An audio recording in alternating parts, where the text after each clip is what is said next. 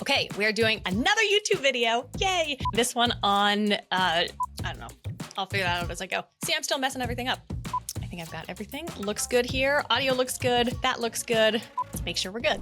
When I ask financial advisors what their goals are for video, I often hear things like, I want to get 1,000 subscribers. I want to get 100,000 views.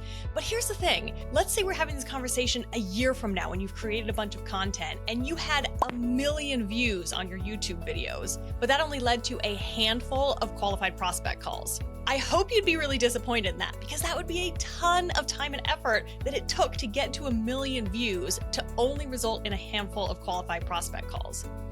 Now let's flip the script, and what if you only had 300 views, but that actually led to 2 new clients that you love working with? That, I hope, is a way better outcome, and that's exactly what I want to help you do. So this involves a little bit of a tough mindset shift where we are really going for quality over quantity. But to know the quality we're looking for, you have to have an ideal client that you're talking to. Because every single video you do, you should actually feel like you are literally talking directly to your ideal client. And the person on the other side of that video should feel like you are speaking only to them. Hopefully like you feel right now, I am talking directly to you. So I want to cover 3 things in this video. I want to talk about how do you define that ideal client? I know this can be a painful exercise. And then how do you create content for that ideal client? And then how do you actually make sure that they find that content? Let's dive in. So first, how do you define your ideal client? Well, here's the thing. I know people talk about looking at your existing clients, who do you enjoy working with most, and absolutely, that is a really great way to go.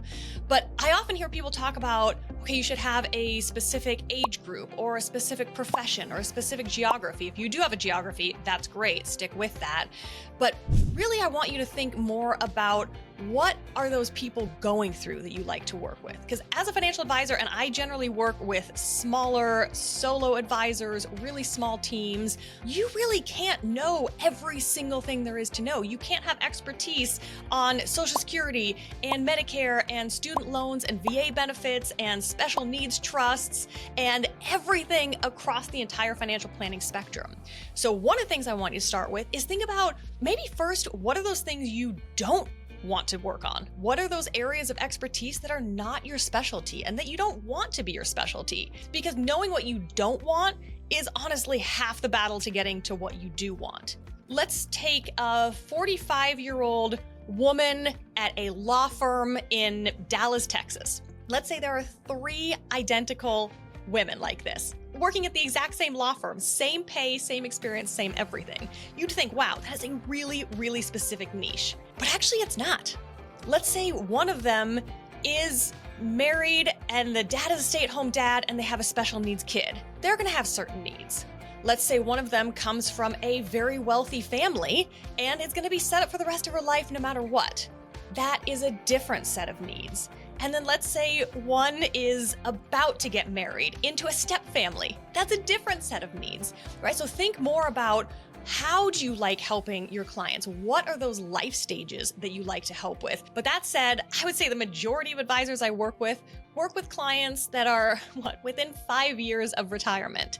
So that is a really broad thing. So this is where we do want to narrow it down. And I always ask advisors, you have to have some kind of a minimum. Is it a minimum income, a minimum net worth? Is it your minimum fee that they have to meet?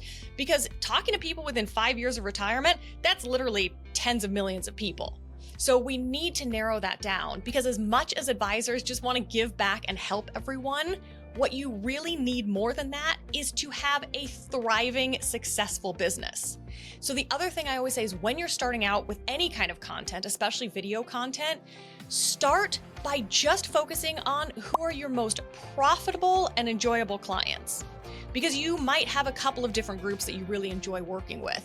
But if you have content that's speaking to all these people, it confuses the message, it gets hard to track. So I want you to go really deep in one particular client. Because I will tell you, there are loads of people searching for retirement content on YouTube, and you don't want to be speaking to all of them. You really only want to be speaking to the ones that you can help. So find some way to really narrow down, and then think about characteristics. What type of people do you like working with, right? I kind of have a no jerks policy. A lot of people do, but what is jerky behavior to me might be different to somebody else. So think about what are those characteristics and stick to them. All right, so once you've narrowed down that ideal client, that should actually make it a lot easier to think about what is the content that this type of client is going to want. So really, really put yourself in their shoes. And ideally, you already work with this type of client, but maybe you're kind of transitioning. You worked with a certain type of client, and going forward, you want to work with a different type of client. That is a-okay. Think about what's going on in their life. What are their biggest needs and pain points?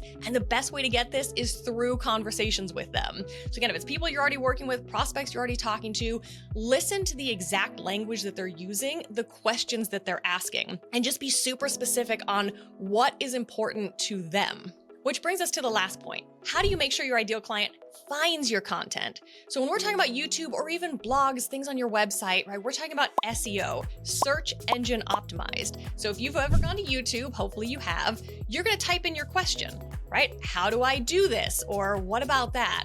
Right? So listen to the actual language that your target client is using and use that exact language in your titles. Because I see a lot of financial advisor videos on YouTube, and the titles of videos are like file names, and it will be, a date_file name. Nobody's ever going to search for that, so nobody's ever going to find it. So title your videos exactly using the wording that your ideal clients would use. Because when they put that in the search bar, you want your video to show up as a result. And when it does, I want you to have a really nice, clean looking thumbnail. I know you've seen a lot of crazy faces. If you're up for making crazy faces, that's fabulous, but you absolutely need a picture of you, hopefully with a little more personality. I know it takes advisors a little bit of time to get comfortable with that, but we want some expression on your face. We need to see a human on that thumbnail because people absolutely judge a book by its cover. They are clicking on thumbnails that speak to them. Once you put something in the search term, you get all those results, and it's that visual that gets you to click. So I want your thumbnail to be clean, and by that I mean just a picture of you and very few words, ideally 3 to 4 words. You don't need your logo on there. I don't want names on there. I don't want file names. I don't want disclaimers on there. Less is absolutely more when it comes to YouTube thumbnails. And then make sure you have a valuable description that is also using those keywords, right? What is that exact topic, that exact language that you're using? Make sure your description says more than, Katie talks about ideal clients in this video. That's not very helpful. So have something there that is a little bit more robust, because SEO, YouTube SEO, does pick that up. So again, narrow down, get clarity on who that target client is, starting with your most profitable and enjoyable clients. Then that will really drive your content. Make sure you're doing content specifically for them, and that you're titling it and creating thumbnails in a way that speaks to them and uses their language. If you found this helpful, please like and subscribe. I'll see you in the next video.